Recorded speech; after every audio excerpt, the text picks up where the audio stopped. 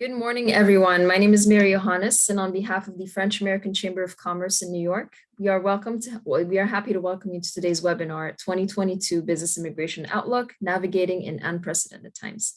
A quick word about our organization for any new participants. The French American Chamber of Commerce's mission is to provide the networks and opportunities, experiences, and understanding that empower successful business relationship between and for members in various industries. Today's webinar is brought to you by Duane Morris, and we'll take a deep dive into what the immigration landscape would look like in 2022 and throughout 2022. We'll be covering topics like non-immigrant visa processing, the J-1 visa, employment-based green cards, and other topics related to international travel and consular processing. Here to lead the discussion is Pierre-Georges Bonnefil, who has extensive experience representing companies in a wide range of immigration matters. Bonnefil represents clients before U.S. Department of Homeland Security, various offices of the U.S. Citizenship and Immigration Services, U.S. Customs and Border Protection, Immigration and Customs Enforcement, the U.S. Department of Labor, the Department of State, the U.S. Department of Justice, and before various local Department of Labor. He currently acts as Immigration Counsel for the French Consulate General in New York and has served as an Attorney General Honors Attorney with the USCIS. Today's conversation will last about 40 minutes with room for questions and answers toward the end. As attendees, you can type questions while the presentation is underway. So please make full use of that as we will use those questions for the Q&A session at the end of the webinar. So without further ado, I give the floor to Pierre-Georges. Thank you so much, Mary. Welcome, everyone.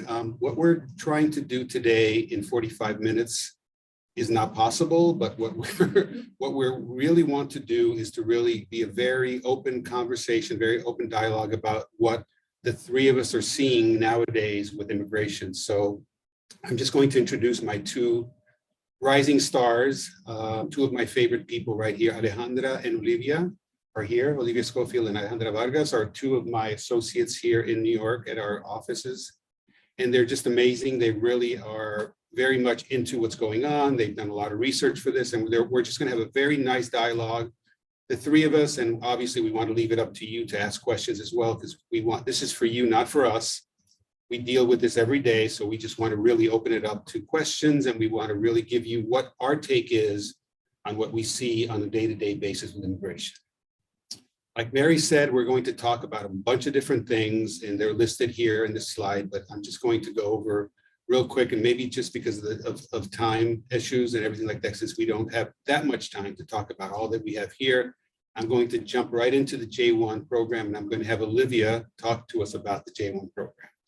Sure. So just for a general overview, J-1 exchange visitors are for people, a broad variety of categories for people coming to participate in an approved program in the US. So you've got teachers, medical students, summer work programs, au pairs, but from a business standpoint, what comes up a lot is the J-1 trainee program. So J-1 trainees have to be in a program designated by the Department of State, the US Department of State. The program works with the trainer, and the trainee to develop a program that is acceptable for the purposes of the J. And then they work with them to complete a form that the trainee will bring to the Department of State at a consular post abroad to apply. The different categories have different limitations, different time limits for the trainees. You may come for up to no more than 18 months. Another thing to keep in mind is that certain categories and certain nationalities may be subject to a 2-year waiver, 2-year home residence requirement. So after their training program, they'll need to go back, or they'll need to get a waiver, which is something that we work on with the trainees and the applicants. So there's a variety of different ways to be creative with the J-1 trainee program. The latest, we've got some new ideas on training plans, like the expansion of the J-1 program, which Alejandra. Yeah, to that I would just like to add, As you know, and the French Chamber of Commerce is one of the sponsors. It's very important when you are creating your training program that you show that it's not an employment or that would qualify for an employment and you are disguising it within a training. It has to be very established that this is a training, that you will have a mentor, that you will come here even to do cultural activities, that everything has to be very clear. You don't have hands-on of the job, but you are learning and you are taking a training program. So when you structure your training program, I think it will be very important the way you phrase the verbs and you make a way that you are performing those under the supervision of a manager or someone who is training you. Another thing that I wanted to add is that the US, the Department of State had some initiatives, I am sure some of you have heard about it, with the STEAM OPT and expanding some bachelor's degree, which are now more eligible. And this benefits the J1 program because it means that now you have more eligible programs and bachelor's degree that maybe you can come and do a training on. I also heard that for some postdoctoral programs now, they are thinking on expanding to additional 18 months. So maybe you could come and have a 36 months training program. So it's something good. It's additional possibilities for people who want to stay in the US longer, want to pursue an academical career and want to have a more expanded experience here. What have you seen, and this is for both of you, what have you seen recently since, maybe because of COVID, have you seen any sort of delays, denial rates, or what have you seen in terms of the issuance of these J1s? If you've seen anything across the board. Well, when all the pandemic happened, the Department of State released an advisory priority on how to prioritize the issuance of the visas, and students were at the top of that. Okay. So they were really trying to prioritize those, especially for the ones with their programs were starting soon, but that was for students. Then for J1s, they were not really at the top of that priority, unfortunately. So if you were in the US, maybe you were find a way to do it here because you were already, part of an academic program. If you were abroad, it was really a lot of the delays, and it's just now that they removed that priorities that they had established, and now everyone is kind of the same base, and they're just trying to that's what I know. I don't know if you have. If you have anything else to add, Olivia? Yeah, it's certainly the consular post, and we're going to talk more about it later, that's been one of our main issues since COVID, is that needing to get visa stamps has been very difficult across the board. So it's very difficult for someone who's outside of the US and whose application is processed by the Department of State. So that has been an issue in the past, but we're seeing a lot more improvements with the consular processing. I always feel like the biggest thing that we deal with is managing expectations of the individuals, because things that used to take place before that used to be 1, 2, 3 now are not 1, 2, 3, but they're maybe 1 through 10, and it's becoming longer. So I feel that a lot of clients, a lot of foreign nationals, a lot of employees are really kind of losing their minds a bit. And we as immigration attorneys are there to calm them down and to let them know that we could take care of it. But things that used to take 2 weeks or whatever, maybe are taking longer now. So that's something that I know we're going to talk about. Yeah, I think the main point, and we will discuss it later when we talk about international and consular processing, is that one thing is what the Department of State says as a directive, and that's what people can find online or they hear talking about. But the reality, what is going on, is always going to be different depending on the city, because their consular posts on each country and in each city, they have the discretion to adapt those directives to depending what is going on culturally in their own country. So even though we said and we're going to say what is going on and what are the regulations, the reality, unfortunately, doesn't match what that's the hardest part, I feel, is when you tell somebody, yes, this is the way, this is what the law says, and then they'll tell you, well, this is not the way they applied it to me. And it's like, okay, well, I know I told you that, but this is the way that maybe the universal approach of it should be, but in practice, like you said, it's different. It's embassy by embassy. Spain is different than Portugal, and the UK, et cetera, et cetera. Okay. Yeah. So we're just going to move along real quick. We're going to go to the favorite topic of mine now, especially we're about to enter H-1B cap lottery season. So That's yours, Alejandro. Why don't you take that No, away? that's Oh, that's Olivia. I'm sorry. It's okay. My bad. Yeah, the H-1B, one of our most popular categories, the specialty, this time. especially in the spring, specialty occupation, meaning a position that typically requires a bachelor's degree in a specific field. So this is extremely popular. We have a lot of international students that are coming from F1 status to H-1B. It's your professionals. This is a category for a lot of different people. There are some great things about the H-1B in that a lot of people can potentially qualify. And there are some trickier things about the H-1B in that there's a limit to the number of H-1B visas that can be issued each year. As a result, we end up getting the H-1B lottery, which some people might be pretty familiar with. Because of the demand for the H-1B visas, what has been the practice for the last 10 plus years, Yes. at least, has been H-1B, people who want the H-1B will need to now register. The employers will register. This was implemented in the past couple of years. It's been honestly an improvement. I sometimes agree. don't like to give USCIS credit for anything, but it's been an improvement. Now, potential employers, petitioners can go through a registration process, which just requires some pretty basic information about the employer and the potential employee applicant. They've put that information into the USCIS system, either with the help of an attorney or they can do it on their own.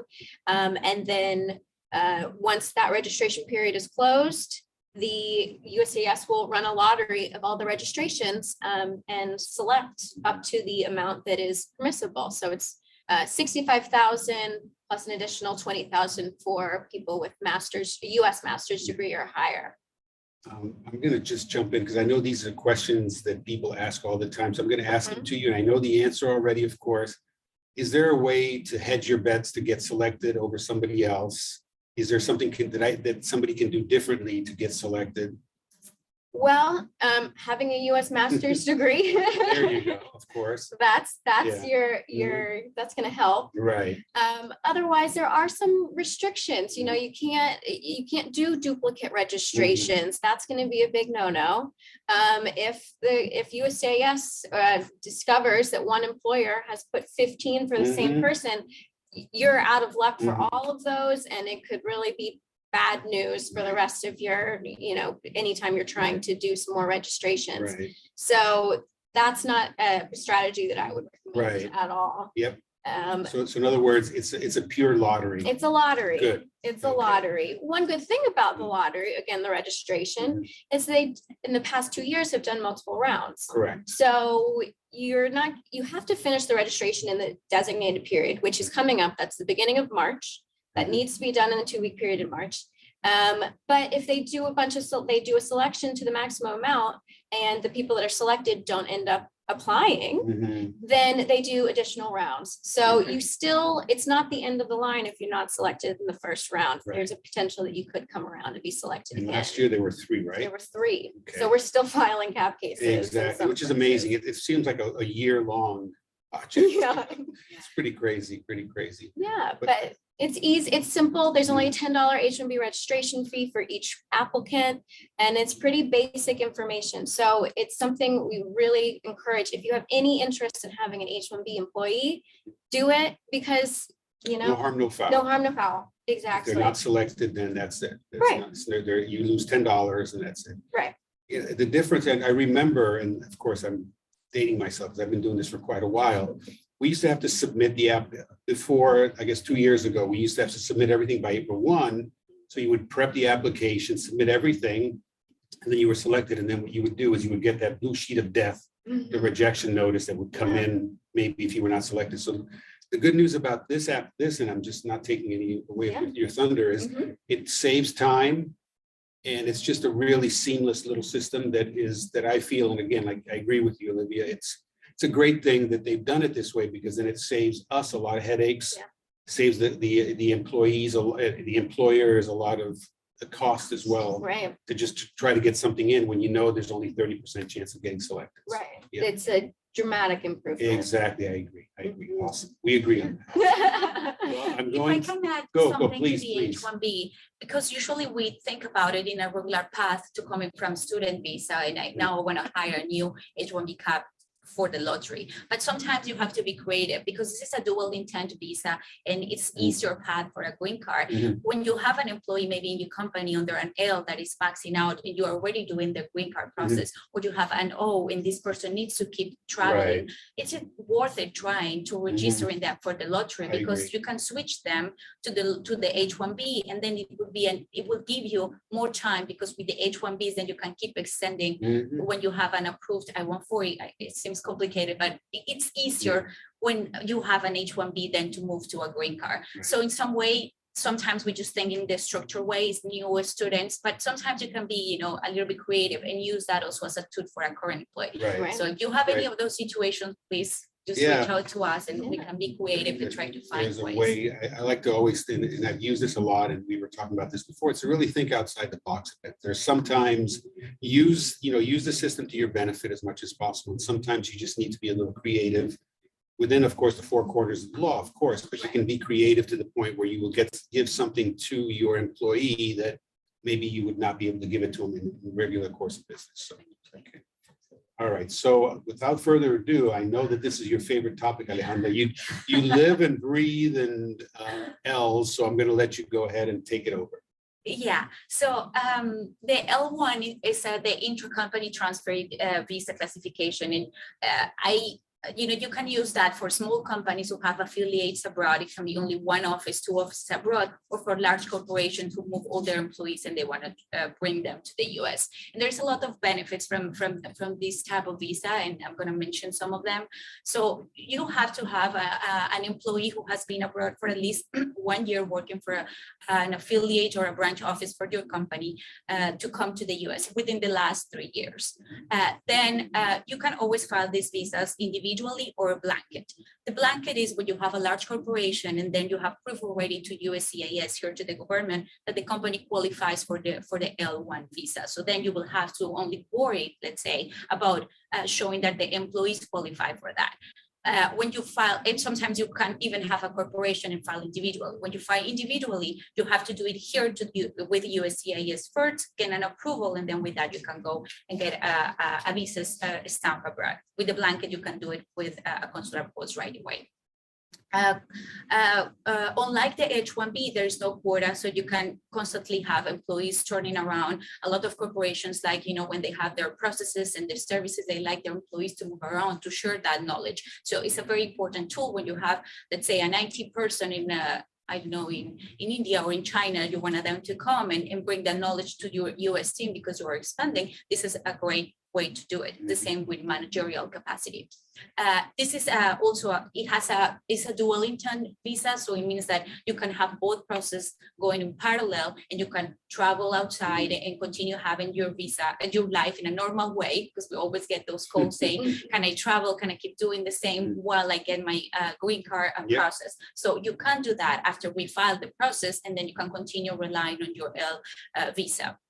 Because it's a dual intent. And then there is one direct path for the EB1C or EB13, which is a multinational manager green card. When you have an L1A who is a manager who has at least 1 year of experience abroad and has been working here, then there's a way without having to test the labor market and doing a perm process, which is the lengthier process to get a green card. You have like a straight path to get a green card. So that's a great way sometimes when you want to bring a good manager here and they want to stay in the US to use this classification. And then in terms of max out visa, the L1A gives up to 7 years and the L1B 5 years. So that's what I was saying. This is the max out, and unfortunately, it doesn't have the advantage of the H-1B that you can continue renewing while you work on a green card process. So sometimes that's what I was saying, that it's good to think about switching and think outside the box. What else would I add about? Yes, for the L1A, that is the executive or manager type of visa. So it's the same. You have to be outside the US working 1 year for the entity abroad. It can be even in a specialized knowledge capacity. You don't have to be a manager abroad to qualify for a manager in the US. Sometimes it's easier and better, but it doesn't have to be the case. You can be promoted and come to the US to be a manager. And then to prove that you qualify as a manager in the US, there's two ways. You can be a supervisory manager. So you prove that you have direct reports who are professionals and that you can direct them. You can order, supervise their work instead of you having hands-on the job on the work. And then there is the functional manager. And sometimes we don't really like it because we used to say USCIS doesn't get it, but I really have been using it a lot. And I think if you present it in the right way, it's great, especially for companies who don't have a lot of employees and the person really takes care of a function which is essential for the company, and then you can use this category. So you just need to know where are the prongs, showing that it's an essential function of the company, that this person has discretion over the day-to-day work, that this person is a senior manager within the company and with the corporation, and that this person is a manager, so he's not having hands-on of the job, but he's at that higher level. Sometimes it's good. In the world now, you have someone taking care of marketing, and instead of having direct reports, they are communicating with the sales team or the manufacturing team. So they can do that, and they're still managers without having to have someone under the supervision. So I think it's good to don't leave on the side the functional manager and just ask, your counsel and see how you can present it in Ask the way the right that questions. still, exactly, they can still qualify. Right. So that's for the L1A. And for the L1B, so it's an employee who has a specialized knowledge, again, the same condition abroad, has worked more than 1 year for one of the entities, and is coming to the US because that person has some specialized knowledge about the products, services from the company, and they need him to perform that. So here, I want to make a difference when we present this in a consular post and then when we do it here with USCIS. In a consular post, sometimes it's very basic, and I really focus on preparing our clients for the interview, because it has to have a very, all the forms have to be right and all the information has to be provided, but then they get only 5 minutes to be in the interview respond. If that. Exactly, 2 to 5 minutes. Right. And they have to respond the right questions. So that's what is good to, have a call prep with your attorney, with your counsel, to make sure that you hit the right prompts and you respond what they are expecting you to say. Right. So the amount of evidence that you have to present when you are going to a consular post is not as large as what we have to present with USCIS. Oh gosh, And yes. sometimes people get shocked, and when you have to file a renewal here compared to when you did it the first time in abroad in a consular post, because they say, why do I have to prove what I did abroad if I already got approved for that position? Right. It doesn't matter for USCIS. Exactly. You have to prove that you still, when you are filing here for a renewal, for example, or if it's an individual petition the first time, you have to prove that you qualify for this, but not just giving the information. You have to provide evidence. For example, for the L1A manager, when you say that you have direct reports, it's not just saying presenting an organizational chart. You have to provide, for example, emails where you are delegating work, when you are discussing budget responsibility, when you are assigning projects, or when you are just reviewing performance of your team. Providing all those emails is the evidence that you actually have that power and that authority. And the same for the specialized knowledge. For example, you have to provide PowerPoint presentation of the project that you are working on, or what was the result of the the product that you deliver and the study that you were doing. Since it's a specialized knowledge, usually it's more about the project that you have to present. Right. So just keep in mind that in the US with USCIS, you really have to provide a large amount of evidence if you want to avoid requests for further evidence. I was going to say, we see a lot of those, don't we, in the US? Yeah. In the US. Yeah. One good recent development for USCIS, though, is the reinstatement of the deference memo. Oh, yeah. So Can you before, tell us a little bit about that? absolutely. So, and there's still complications if you're coming from consular post to USCIS. But if you file in the US, the USCIS, again, you're still going to need to have all this evidence documentation. But when it comes around time that after 3 years or so, you need to renew this L1, the USCIS is supposed to defer to that prior approval. the thought being that the officer has gone through all this evidence, this law is the same, they should be approved again, you know, in theory, unless there's some kind of. I like the way you're saying in theory, In theory. because the caveat, this is all exactly. I was Right. going to say, I was going to say, I've seen the opposite, but anyway. Right, we're always gonna put it front and center, Right. reminder, you've approved this before, this should be more straightforward. Exactly. No, I agree. But sometimes it's like beating a dead horse, I hate Right, to say. and it's still relatively new again, so you New still have to again. get it through the Mhm. officers Right. that works. Sorry, Alejandra, we jumped in. No, not a problem. I think that's mainly what the L1A and L1B category Okay. is. I mean, we can expand later, and I think it's really in a case by case. They are large corporations, they are Mhm. smaller employees, but I think it's a great category, and sometimes some people don't really know about it. Right. And it covers all type of nationalities. So the most important is that the company has one affiliate abroad, and that Right. person has worked for that entity for at least 1 year. And have you seen anything recent? I mean, I like the question before about the COVID times. Have you seen recently the embassies or the USCIS doing things differently, or like, are we pretty much the same as before? Well, I will definitely say that first in the US, we have seen an improvement. We are not anymore in the Trump administration era where we were just getting all those RFEs without even looking at the documents. I think here, if you present things in a structured way, I always like doing a table of contents, presenting, making the job easier sometimes for the officers. Right. Then sometimes it really reduces the chances of getting an RFE. But again, as Olivia said, sometimes they have the discretion to review and request again. Even if it's approved, they can come back and get a notice of intent to revoke, which is an excuse to come back again and issue another RFE. Right. So we have seen some improvements. I think it depends on the way you present it. Is very important, especially when you have employees who really need to travel and you want to reduce the possibilities of them being stuck here when you prepare an RFE, that you try your best at the beginning when you submit the petition. Right. So, Yeah. So a lot of it, of course, falls on our shoulders. Exactly. As counsels, we need to make sure that the application goes out.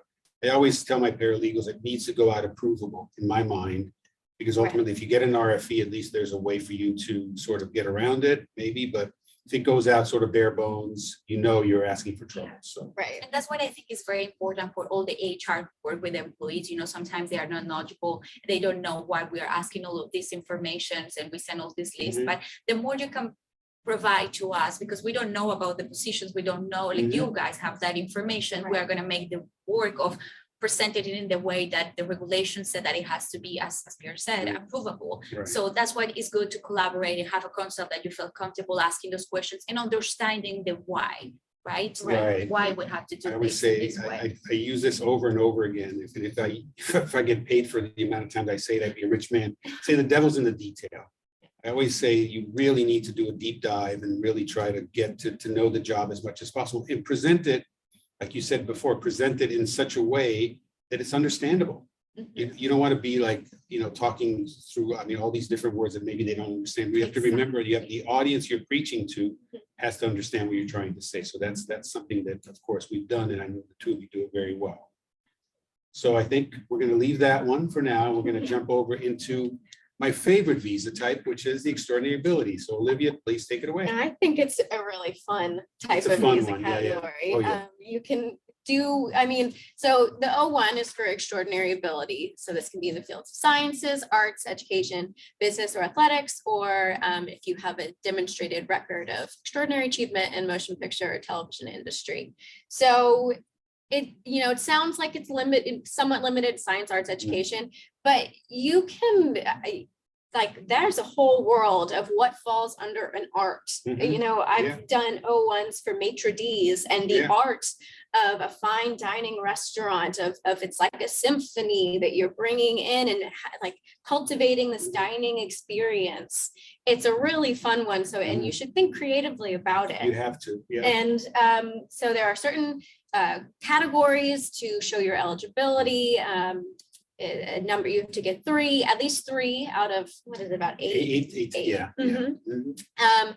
And then at least three, and then the government will look at it all together, totality of the circumstances, to determine whether you've illustrated that this person has risen to the top of their field. And yeah, it's very interesting. You can have really high level data scientists, or just a wide breadth of people that might qualify for the O1. And I know in the press, sometimes they'll call it the Einstein visa, which I think is a little bit of A little bit of a stretch. I agree. right. Yeah. And you don't have to be the number one. You don't have to have split the atom Mhm. in order to be eligible You could for have the helped O1. split, yeah. Right. So there is definitely, you have to show that you have distinction in your field, that you have certain accomplishments. Absolutely. It's not for everyone off the street, but if you're having trouble if you're not eligible for the L, if you're not selected in H-1B registration lottery, the O1 is certainly something to look into as an alternative, if not the first choice, if you've got someone with a lot of accomplishments. Another good thing about it is that it's potentially limitless in how long that you can be in O1 status. It's Right. usually initially admitted for 3 years, and then you can do 1 year extension increments. You might be able. There's an argument sometimes that you can do 3 years, for extensions, particularly if you're moving back and forth across the to the US, and you don't have to. You can work in Europe and also work in the US, and it's a good stepping stone for another green card category, which is the extraordinary ability. I always have this little funny story that I tell, that I had this person who came in, and everybody wants to be an artist. My friend got an O1. My friend got an O1. So I always tell people it's an O1, it's extraordinary ability, not a visa for these aliens of untapped potential. Right. Because that's what a lot of them, and I've said to people, maybe you can apply in 3 years when you're done something else. But remember, it's your history. It's demonstrated. So you have to show that it's something that it's not overnight, unless if you're, you win for some reason, you win an Academy Award or Grammy or Nobel Peace Prize. Prize or something like that. But if not, then it's really based on I always say your portfolio, based on what you've achieved. And maybe you can't achieve it in 1 year. Maybe it'll take you 3, 4, 5, 6, 10 years, maybe, whatever. Then maybe apply. But some people are just impatient. And I always say, no, you're not going to get the visa. So you really have to maybe take a step back. But it is a great option, as you said, for folks who don't make it. And the others, maybe they do have that in their portfolio. Maybe they do have their career that is pretty amazing. So that's worth a try. It's worth looking into. It definitely worth looking into. And it might be something that you don't even first think of, like an extraordinary person in HR. Like we can, look at what you have and potentially make a strong argument. Right. But it's a fun one.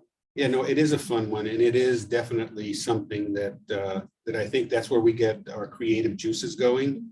When you're, like I tell people, I'm sometimes, maybe I'm not an artist like in the normal sense, but I'm an artist at the keyboard, because I start creating from just typing away and making a story up, not making it up, but making a story with whatever I'm presented. So that's a good thing. Yeah. So that's when we become, I feel masters of our own universe.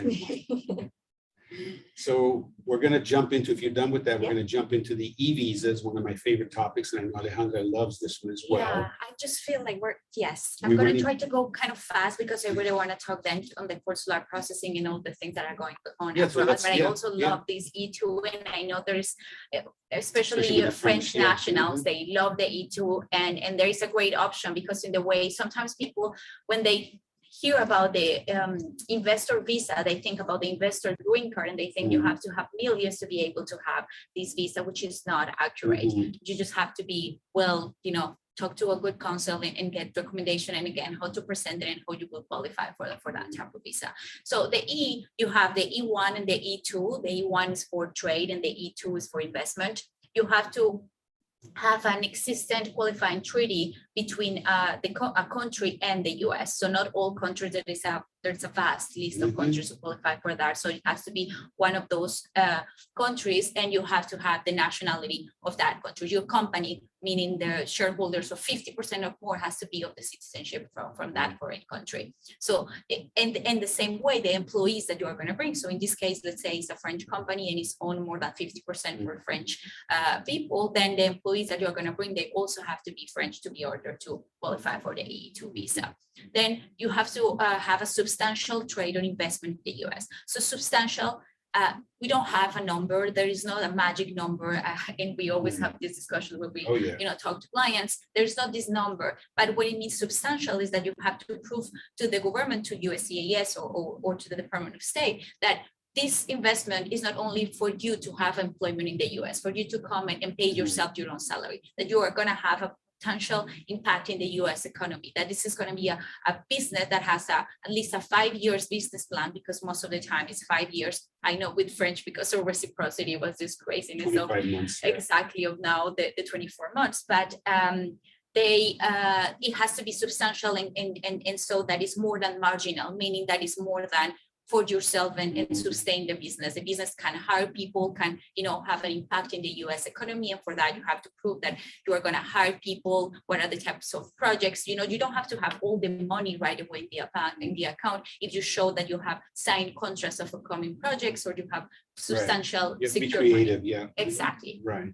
Then unfortunately this visa, compared to the other ones that we discussed, is a non-intent, so you have to prove, and we usually prepare a letter saying that you have an intent to return to the country, because it's a non-intent visa. It doesn't mean that you have to leave after 5 years or at the end of the visa. It's that you are saying basically to the government, I'm not coming to the US and I'm going to file for a green card the next day that I arrive to the US.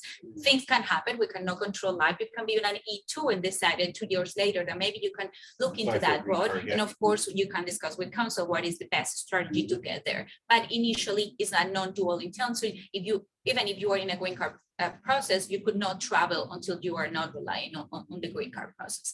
And then in this type of visas, you can have a manager or an executive or someone who is going to come and process essential skills that have been gained for the company, because they know, again, the processes, the services, and they're going to come and perform that here in the US.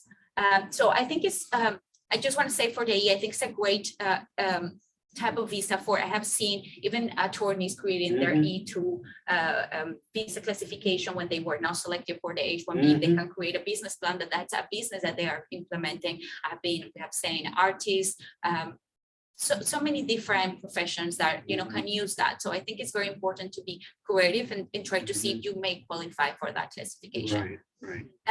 In terms of E and the challenges for consular processing, I think this was one of the visas that were most impacted during the pandemic, because for consular post, this is the most challenging visa. This is very complex to know if a whole company, not only an individual, won't qualify for this classification. So when everything shut down during the pandemic and everything happened, most of consular process stopped processing those. And we have stories, I believe Livia was dealing with Bogota, they didn't give visas at all. And they are still, some of them denied this type of processing. And the thing is, when you are doing it for the first time, you have to register the company. It's not just only going and showing that you can qualify, you have to register, and there is a whole process that you have to do, and it changes and it varies with each consular post. So sometimes you have to submit it online via email. And I believe the last one that I did with London, it took me almost a year just for them to say that the company was registered, and then the person was able to go and book the appointment. Yeah, and I know that a lot of places, I know that, for instance, Italy is so backlogged that I have petitions that have been filed electronically over a year ago, and still I just got an email. I think I filed one a year ago, and I got an email probably about 3 weeks ago saying that they've received my application. Because I sent it in and I got the please let us know when you receive it, and there's no way to really check or anything like that. So it's really very frustrating. I think that some of the embassies are getting back up to speed, which is great. Yeah, I've been seeing Paris has been really doing it very well. I know that there's, and we were talking about this offline, that we've seen that in Paris, what they do sometimes is that if they can't finish the application on the spot, what they'll do is they'll give you what they call administrative processing, that it will appear on your, on your what's ES-160. on your, on your account, but then what I've seen is that they've approved them. So I think that that's something to keep in mind, that when you're dealing with this, just to tell the client, to tell the foreign national, to tell the employee that there's no guarantees that it's going to get approved, that there's a lot of delays. And sometimes these delays are, are really, or I call them man-made, of course, but they're just, they could be very, very bad. And I've seen sometimes too, and I think you and I talked about this as well, where there's, before, during the 2021, they were really rescheduling appointments. Yeah. They were canceling, especially in Paris, they were canceling appointments. So I had a client who went in and had an appointment in July of last year. She arrived like in June, and her appointment was in January. So ended up just getting, so she was stuck in France for all this time. So just really, more than anything, it's really important, I think, Alejandro, you're right, is to really tell people to be aware that there are issues that we cannot control. We can do the best we can, but there are issues with the post that we can't control. Each post is different. Yeah, and to give a little of inside information, what created all of this is that when all the pandemic happened, most of the employees, they got also furloughed. So the consular posts were out of staff. And now they are start hiring again people. And I was in a roundtable the other day with AILA and the DOS, and they were sharing and saying, the problem is that it takes a time to train these new employees. And so right now, the first semester, we are seeing people who are not qualified and they don't even know what they are facing. That's why we have been seeing an increase on mistakes and having to call back and email back the embassies. And for ease, because it's so complex, they are afraid of approving right away. So they place you on hold while they confirm with their managers that the company or the applicant really qualifies, and then the next day it gets approved. So all these inside things, it kind of help us understand what is happening is they are also dealing with a lot of problems depending on the cities. Australia had a really lockdown and like people couldn't even go to the office. So they were canceling appointments, even the ones that were approved for expedited requests. So I know it's hard, but it really, we have to keep that into consideration because that's the explanation behind it. I think it's, again, what I said before is managing expectations is what we have to deal with apart from the day-to-day legal work that we do. We have to become psychologists and be like, hey guys, by the way, there's something we can't control, and try to manage it, because otherwise, if you tell them everything's fine, then at the end of the day, if it isn't, then they're going to come back to you. If you told me, and I'm like, whoa. So I try to always cheat on the side of being ultra conservative, and then just let them know, hey, listen, by the way, you've got to be really careful. There's no guarantee that you're going to get it. Right. So there's no guarantee that if you go today, your interview that's scheduled for the day after tomorrow is going to take place, because they could cancel. So be aware. Absolutely. Yeah. Well, let's continue to the consular processing board. It's very related. Yeah, let's have 5 minutes on that. At the end, we have all the green card and employment-based green cards information. We're going to leave it in the PowerPoint for informational purposes. And if you have questions about that, we can discuss that later. But let's focus on what is going on right now in consular post and international, since there is so much going on. That's both of you, right? Yeah. So I'm going to start saying the visa appointments. So as we were saying, now they are opening again more and more all the consular posts, and they're giving more appointments. There is a website, and I'm sure if you Google visa appointments wait time, this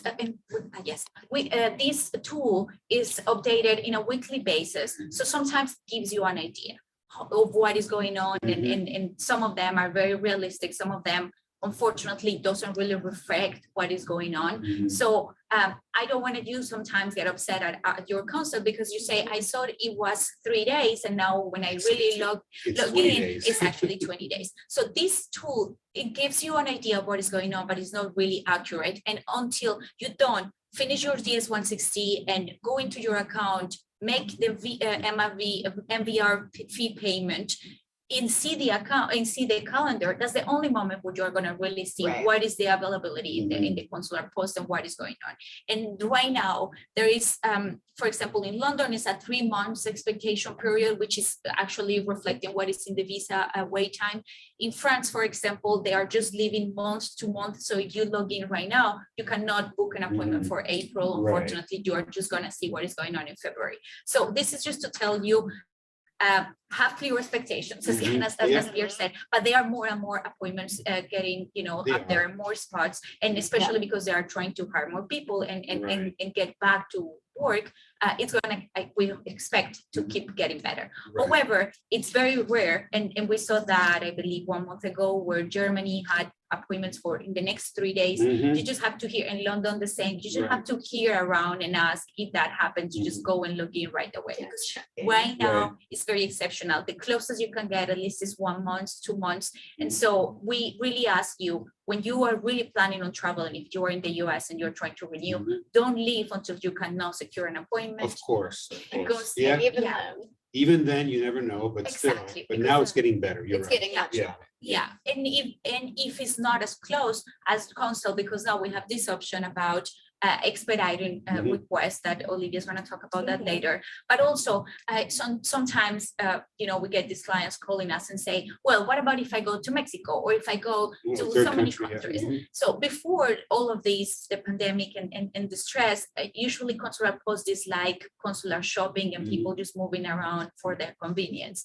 And then for after the pandemic, for example, Mexico was very flexible. They didn't close at all. So everyone was trying to go there. And because of that, a lot of consular posts started implementing something that is, they don't accept their country nationals. Unless you are a resident or a citizen of that country, they are not going to accept your petition. Right. So now we cannot just pick and choose. You have to see first, and instructions are in their website, and of course you can discuss that with your counsel.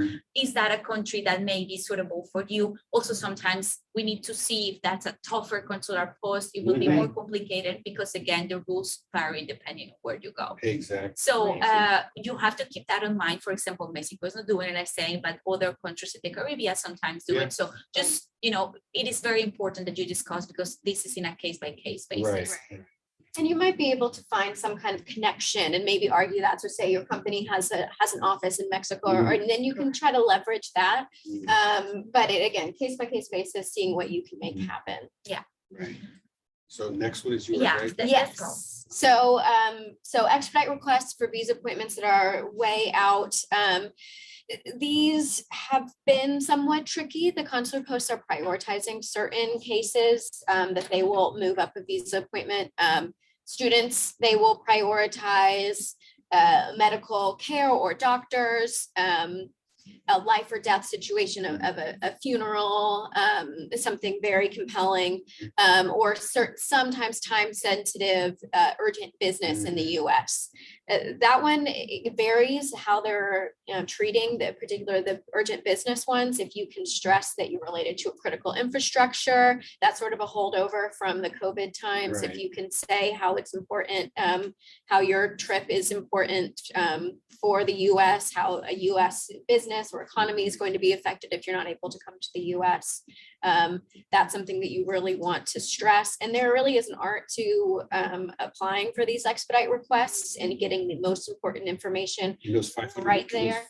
those 500 words. In the 500 words, and even in the first 2 sentences, because the consular posts have received so many of these. And unfortunately, a lot of people are in the same boat of, I've been waiting for a year to get a visa appointment. I need to come. Right. When there are so many people in the same boat, you have to really show how you're unique. I'm going to ask you the sort of the breakdown. How does it happen? What do you do to get to the expedite? I get that question all the time. Sure. If you can just kind of walk us through the steps. Sure. So it depends on each consular. Let's just say that's just okay. But typically, you need to schedule a visa appointment. It'll be however long away. Okay. And then there is usually a field within the visa appointment account where you either your company or yourself will describe the urgent need for you to come to the US, and you submit that way. Right, there's a Dropbox. Yeah, the Dropbox either within the visa appointment account, or the consular post will provide an email. Okay, and then you just put that information in. And I know that we joked about the 500 words, but they don't want a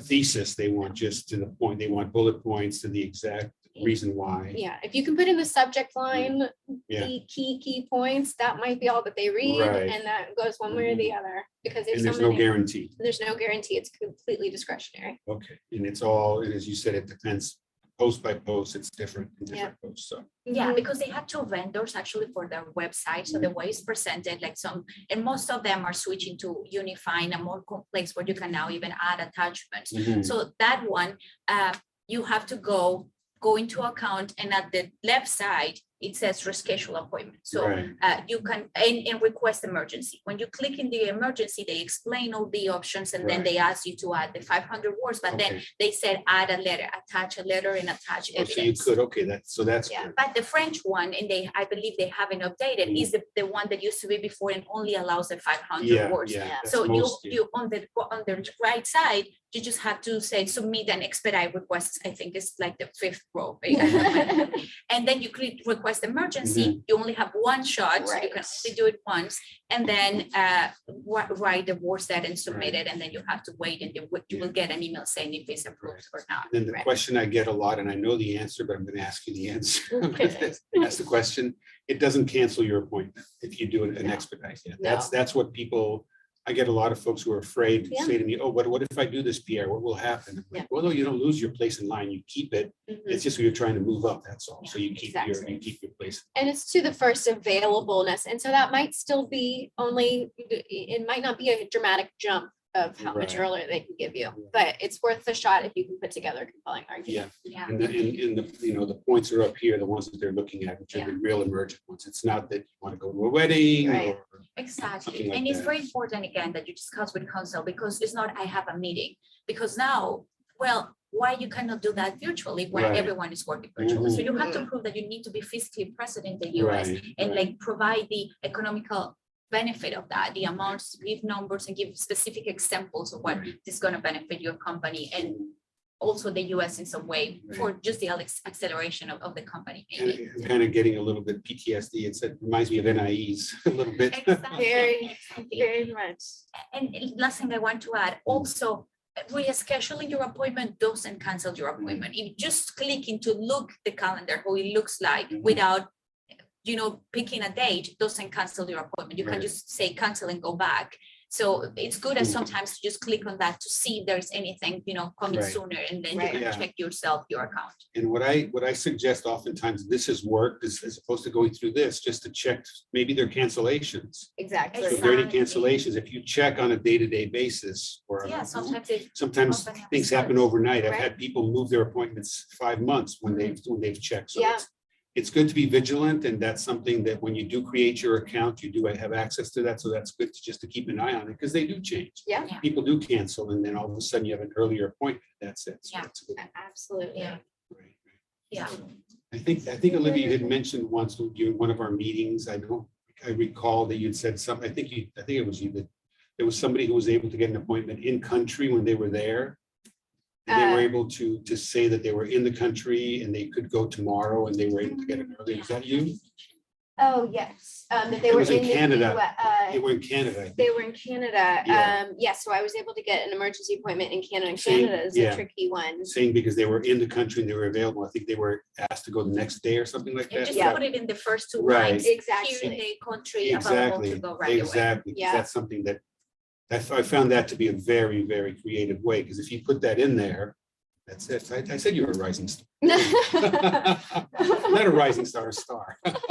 She is, Amazing. of course. Yeah, you have to be creative. That's it. I mean, that to me is just it's the basis of what we do. We have to, especially nowadays, I feel that what COVID has taught me is that the way things used to be done before, that doesn't happen anymore. So now what you need to do is you need to really always think outside the box a bit, try to figure things out, because otherwise, if you just stay status quo, could take you, 6 months, 9 months for an appointment to come. And then obviously you're gonna have a very irate client, very irate, foreign national. So it's good to be Yeah. creative. Yeah, absolutely. I think we've, Mary, I think we've It's reached, just the last the thing, last thing, I'm sorry. that in one of the, because of all the backlogs and delays, Mhm. the latest initiative, and that's the next slide, is that they created this interview waiver program. So here in the slide, and you can have it for informational purposes, is what the Department of State has established of people who will may qualify for this type of waiver. So it means that you don't have to go for an interview anymore. When you are now trying to get your appointment, you have in the first page some questions, like basically defines this. If you were previously issued any type of these visas, the H, L, O, P, or Q, basically all of them, and then you didn't, you were not ineligible, sorry, or you didn't get a refusal before, then you will qualify. So you get these questions in the questionnaire, and then if you qualify, then the next page is going to tell you to go to a place or mail the documents, and then you don't have to go to the interview in person. It's amazing. Yeah. This is what they are trying to do to accelerate the process. Yeah. Unfortunately, it doesn't match what is again happening in the reality. Consular posts. Why? But why? Some consular posts, they have to deal with their cultural circumstances. If they believe they are fraud involved, they cannot apply this right away. They believe it's better for people to come in. So, for example, here it says only first-time petition-based visa applicants. So we were believing under the impression that the blanket for renewals, they will not qualify. But I have been getting some of those with the waiver. So they just mailed the documents, or when they were going for the fingerprints in the countries that they have to go in different days. And then at that time, they gave the documents. So again, I think we have to give it the time for the learning curve, say how they are applying it, how the system is going to work. They had a glitch, for example, in London. So just don't panic if it doesn't match what is in the regulation, because again, it changes depending on the country. Yeah. I think, Mary, we've run out of time, I believe. Yeah. Yeah, it sounds like there's a lot to that needs to be covered, unfortunately. But yeah. But, Well, we could talk an hour. oh yeah. Exactly. But definitely, if there's any material we can send as a follow-up to our attendees, that'd be definitely great to kind of go through and Yeah, we'll send you, Mary, we'll send you this. We're just going to add one more slide to it. We're going to send it over to you. And if you could share it with the the participants, that would be amazing. Absolutely. We'll definitely do that. Again, would like to thank our audience for their participation today. Many thanks to Pierre-Georges Bonnefil, Alejandro Vargas, and Olivia Schofield for sharing your time and expertise with our attendees and our audience. And to our attendees, again, if you're interested in learning more about joining the FACC network, please reach out to membership at FACC-NYC.org. And we hope to welcome you at our next event. Thank you so much. Yeah, bye-bye. Thank you.